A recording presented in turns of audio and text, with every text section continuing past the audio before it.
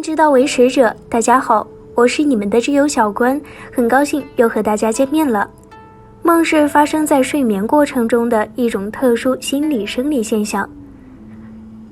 墨子经上云：梦，我以为然也。西方心理学多从个体意识、个体无意识、集体无意识的层面来观察、分析梦境。从中国甲骨文和咒文的梦字结构可以看出，中国古代对梦的一般特征早就有所认识。中医学对梦的研究自有文字记载起，已有数千年的历史。历代学者对梦的发生、分类、作用等多有论述，但时至今日，梦的产生机理仍不甚明晰，尚未形成统一明确的表述。从中国古代相关文献著作中，我们可以发现，梦与神、魂、魄多有联系。那么今天就跟着小关一起对梦一探究竟。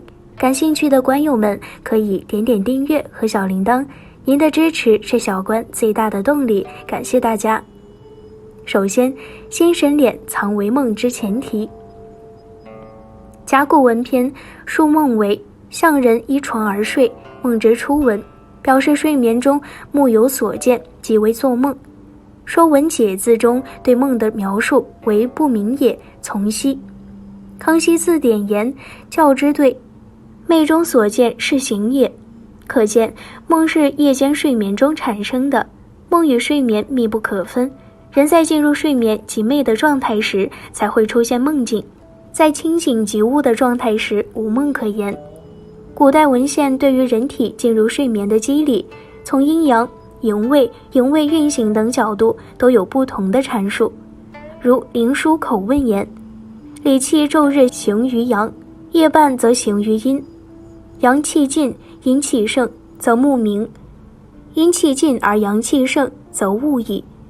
认为胃气由阳入阴则寐，胃气由阴出阳则悟。而睡眠实际上与五脏藏神之神、魂、魄亦密切相关。如景岳全书不寐曰：不寐症虽病有不医，然为之邪正二字，则尽之矣。盖寐本乎阴，神其主也。神安则寐，神不安则不寐，指出睡眠由神做主，神安为入睡的关键。神有广义与狭义之分，广义之神包括神为天地之主宰，代表自然界运动变化及其内在规律，人体及动物生命力与生命活动的表现等。狭义之神指人的精神心理活动，这里所论之神为五智神、魂、魄、意、志之一，为心所主，即指心神，为人体自觉意识，包括精神、意识、思维活动。灵枢本神言，随神往来者谓之魂。一门法律言，心为五脏六腑之大主，而总统魂魄兼该治意。因此就神、魂、魄三者关系而言，神支配魂，魂激发魄，亦受魄的影响，且神总统魂魄。综上所述，在正常状态下，人清醒时神处于兴奋状态，魂魄受神的支配作用，专注于人体外部刺激，故悟则言语动作，对周身环境事物皆有所感，有所为。而当心神敛藏，安定于内，魂魄受其支配，亦随之敛藏，则人可入睡安眠，此即神安则寐。所谓神者，神藏、神安，皆指心神安定收敛。敛藏即人体自觉意识处于潜藏状态，这也是人体入睡的关键所在。当人体气血、阴阳、营卫、脏腑等处于病理状态，导致心神无法敛藏，发越于外，魂魄不宁，则人体难以入眠，出现失眠之症。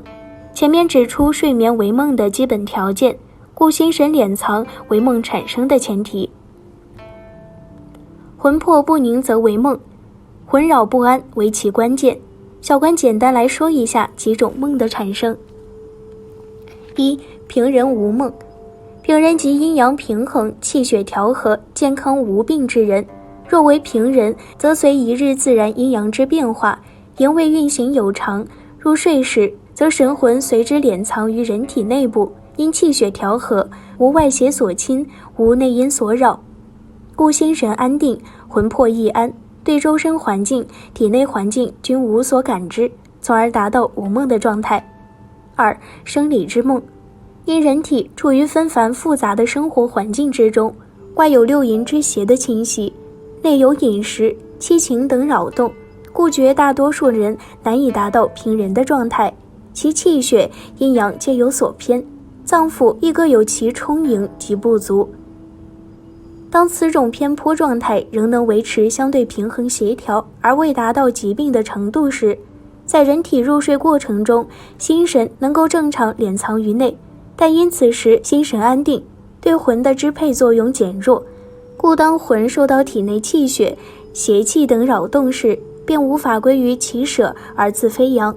此种感觉与日常触物所视、所感相合，将体内气血、阴阳廉颇等情况结合日常所见之类似事物，形成相应梦境。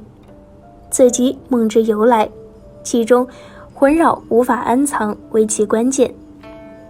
在此种状态下，气血、阴阳仍能保持相对平衡稳定，故人虽有梦，但梦的程度较为清浅，表现为梦的数量较少，且醒来对梦境记忆不清，或自觉无梦，且人醒来之后自觉睡眠质量良好，精力充沛，虽有梦却无不良影响，故此种为生理之梦。